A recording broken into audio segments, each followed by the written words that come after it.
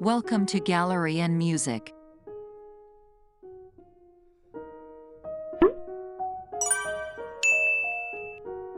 When you hear the phrase "the painter of ballerinas," one name immediately comes to mind: Edgar Degas.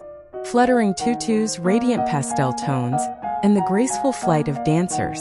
Looking at his paintings, we imagine a world of glamorous and romantic art. But let's look a little closer. Behind the ballerina dancing her solo under the bright spotlight, do you see the silhouette of a man in a black suit standing in the heavy shadows of the stage curtain? That's right. Degas was not a painter who simply picked up his brush to praise beauty and leave behind pretty pictures.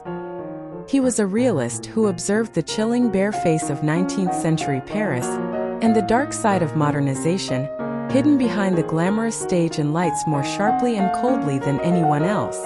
Today we follow the true gaze of Edgar Degas, an artist we have completely misunderstood.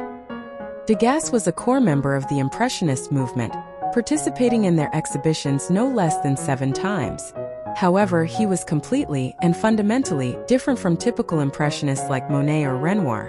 The biggest difference was his attitude towards light and space.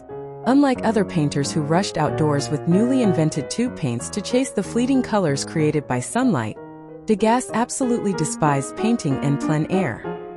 He even made a biting remark that painters who work outside should be fined. Born into a wealthy banking family, he didn't have to force himself to sell paintings to survive, so he could stick strictly to his own methods.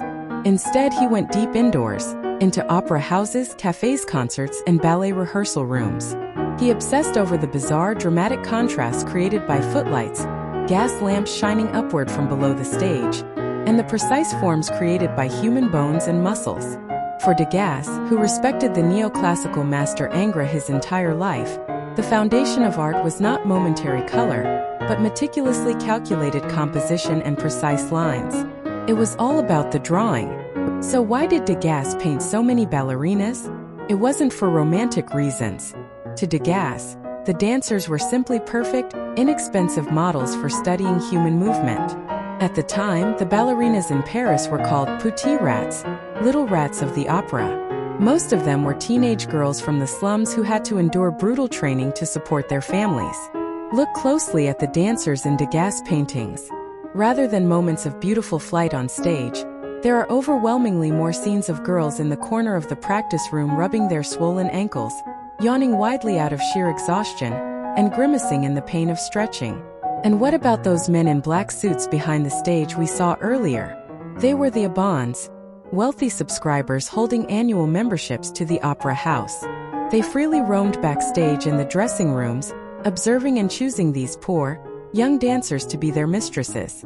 Degas didn't romanticize or criticize this glamorous yet cruel ecosystem. He simply recorded it on canvas like a cold, objective documentary director. The reason Degas' paintings look so surprisingly sophisticated and modern even today lies in his composition. He was deeply fascinated by the newly invented technology of photography. Just as a camera aggressively crops a subject, Degas boldly cut off arms, legs, and even halves of faces out of the canvas. This was a radical break from traditional painting at the time. Added to this was the influence of Japonism, specifically Japanese Ukiyo-e woodblock prints, which was sweeping across 19th century Europe. He actively borrowed Ukiyo-e's characteristic diagonal compositions and expansive empty spaces. In particular, if you look at his series of women bathing, he used an extreme high-angle shot, looking down from high above as if peeking through a keyhole. This unstable yet dynamic composition gives the viewer a strong sense of presence, as if we are standing quietly in the very same room as the subject. His cold, piercing gaze extended beyond the rehearsal rooms and into the back alleys of Paris, which was in the midst of rapid modernization. Take a look at the painting L'Absinthe. A man and a woman sit blankly with a glass of cheap, potent absinthe in front of them. Could there be a more naked representation of the absolute loneliness and depression of modern people, completely alienated in a dazzlingly developing city? He also focused on the grueling labor of women ironing, drenched in sweat. The broad shoulders and thick forearms of a woman pressing down on the iron with all her weight. The open mouth of a woman unable to hold back a massive yawn. Degas neither pitted the lives of these lower-class women, nor wrapped them in romance.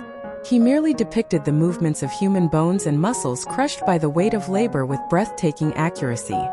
Degas' cold gaze, which had observed the fatigue of the ironing women, now turns to the most intimate and private space, the bathroom. In the history of art, traditional nudes were always the domain of perfect, sensual goddesses like Venus or nymphs. But the naked women Degas painted were entirely different. They were just ordinary women squatting in cramped tubs, scrubbing their backs with sponges, or roughly drying their hair with towels. Degas himself described this perspective as looking as if through a keyhole. Critics at the time fiercely condemned him as a bitter misogynist, claiming he depicted women as ugly, animalistic creatures. However, to Degas, this was not misogyny. It was the ultimate exploration of human movement stripped of all pretense and artificial poses. He wanted to capture the honest, primal contraction and relaxation of muscles of a living creature entirely focused on washing itself, making no attempt to look pretty or seductive. The rough yet vibrant strokes of pastel perfectly captured the damp skin and the humid air of the room. Degas was, in the end, the perfect realist who completely erased false illusions from the canvas.